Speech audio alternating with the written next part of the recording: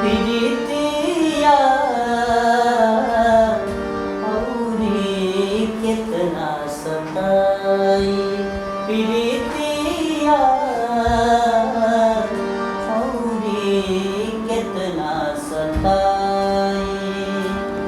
दूसरा के नाम के मेहंदी रचा के, दूसरा के नाम के मेहंदी रचा के, भइलू चीज परई, प्रीतिया औरी कितना सताई। क्या बात है। नमस्कार दोस्तों, आप सभी को बहुत बहुत प्रणाम। मैं विकास चौहान रुआ सभी से रिक्वेस्ट करतानी, गुजारिश करतानी कि हमार भतीजा के एगो नया भोजपुरिया चैनल लॉन्च होइल बा, जना के नाम बा RN भोजपुरी। रुआ सभी से एक ही गुजारिश बा कि इस चैनल के लाइक करी, शेयर करी, सब्सक्राइब करी, ताकि चैनल एक नया मुकाम हासिल करे।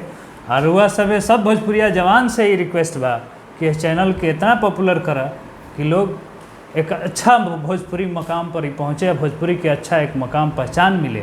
बहुत बहुत धन्यवाद भाई।